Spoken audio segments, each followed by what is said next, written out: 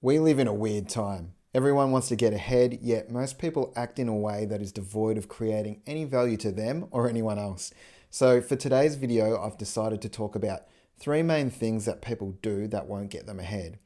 In reality, these things wouldn't get anyone ahead at any given point in history. I'd like to emphasize that this is all just based on my observation from 15 years of working in the personal finance area. During that time, I've noticed trends in behavior that push people away from what they actually want. Also, hang around to the end because I've got a life hack that has personally worked for myself over the last 5 years, which in my opinion has got me miles ahead. Let's get started.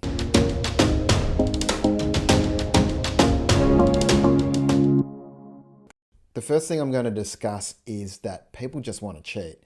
What I mean by this is that people expect to get ahead by not doing what it takes to get ahead. Well, the basic rule is for you to accrue wealth, you must create value. That's pretty simple when you boil it down. Money is a reflection of value. If you want some of it, you should work to give value. Unfortunately, we live in a society where you can just click your fingers and money will come out of nowhere. We live in a world where we think we can get money without creating value, and that's why most people are going to remain poor. Because they just don't understand that money is a representation of value. Our generation got sold a lie. Almost everyone thinks we can get rich quick. Sometimes people even opt to get extra credit cards so they can appear to look like a rich person. But eventually the credit cards are going to stop being extended and they're going to come chasing you for the money that you owe. Now that brings me on to my second point, which is people spend more than what they earn. I can guarantee you that this happens from the top, from the federal government down to the individual level. It's infiltrated our way of living. It's like the world wants to pretend to look good nowadays despite the cost that it requires. Our lifestyles are becoming very fake. These days, people's behavior is based on doing things to feel a certain way because people want to feel good. People will throw around money to feel good and look rich. They'll go onto social media, they'll take photos in front of an expensive car or go on a holiday which is paid for by their credit card. Then they'll show everyone the photos on social media and everyone will think that they've got a good life. But in reality, they haven't. The fact remains that acting in this way to feel rich is not the same as being rich. For the past 15 years, I've been looking at people's bank statements. I also see how they act out in the real world and in social media. One of the things I learned when I'm assessing people's finances is that numbers lie way less than people. People can tell me a story, they might even believe it, but it's different to the story that I see on paper. And this is a sad reality. That saying, fake it till you make it, doesn't sound right, especially if you're spending more than what you earn to make it. Mistake number 3 is that people don't believe they can create enough value or wealth to take care of themselves.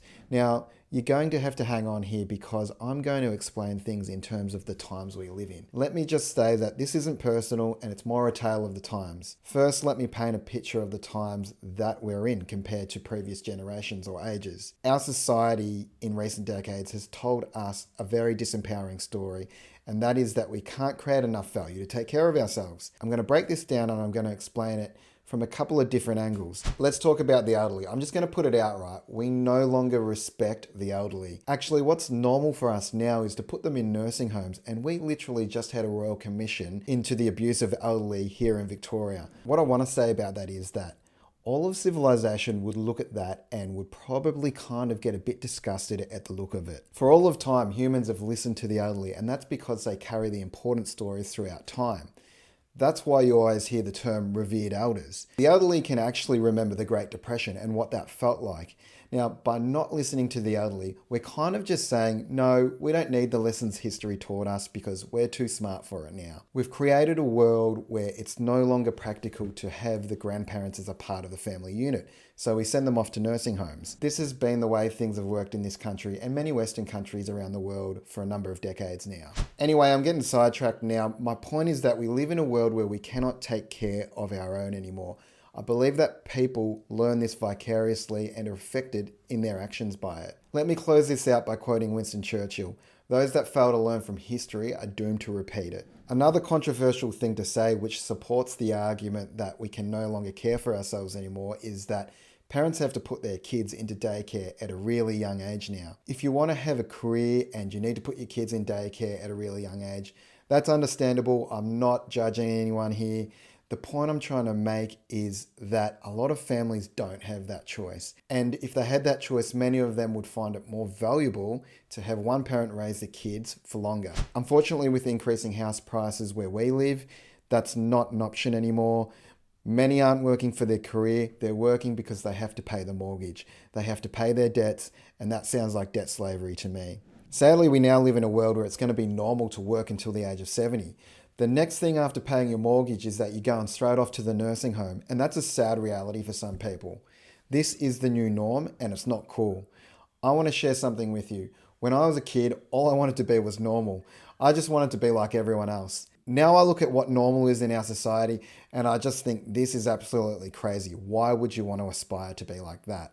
Before I continue, I'd like to ask a favor. If you're still here, you probably like the video. Please like and subscribe if you want to hear more content like this. If you don't like the video and you're still watching, why? But also leave a comment. I'd love to hear your opinions. So let's go back. Let's give you some simple answers on what to do going ahead. Firstly, you just need to believe you deserve not to be poor, because all of this is about mindset and behavior. Think and plan ahead and be consistent, and you'll achieve your goals. Just put in patience and perseverance. Eventually, your circumstances are going to change. Secondly, you need to take responsibility for your own life. Don't look for someone to blame. We often hear these excuses, is what I call them.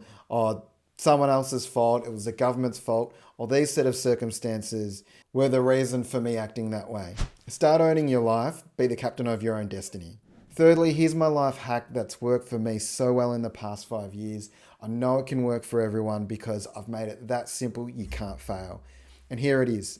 Spend 20 minutes a day on your own finances. That's it. I know an incredibly large amount of information on the economy and investing and all that sort of stuff. Personally, this knowledge is incredibly empowering because I don't need to rely on anyone. I grew up in a place where money was scarce. We had to rely on welfare from time to time, and that's not a good place to be. It's a place you don't want to dwell in for too long, especially now if you're looking at government pensions that are not going to get any larger, right? So the reason why my hack works is because it's just a habit now. I just do it every day. I commit to it every day. It's not even really a commitment. I just do it. So what should you do? Well, I suggest maybe start with 5 minutes. Start on budgeting. Write it out on a piece of paper or on a spreadsheet. Maybe next you want to learn about your super. Then you learn that if you put a little bit more in your super every week, then the government will give you some added incentives, and that'll help you grow your super and your wealth. Maybe you want to learn about property investing. Maybe you'll learn that, I don't need to have a deposit if I already own a home. I can just buy an investment property. The sky's the limit. You should just get started. And that's not financial advice. If you need help with finance or home loans, please get in touch. We'll be very happy to assist and answer those questions you've been meaning to ask. If you like this video, help us out by liking and subscribing. Cheers.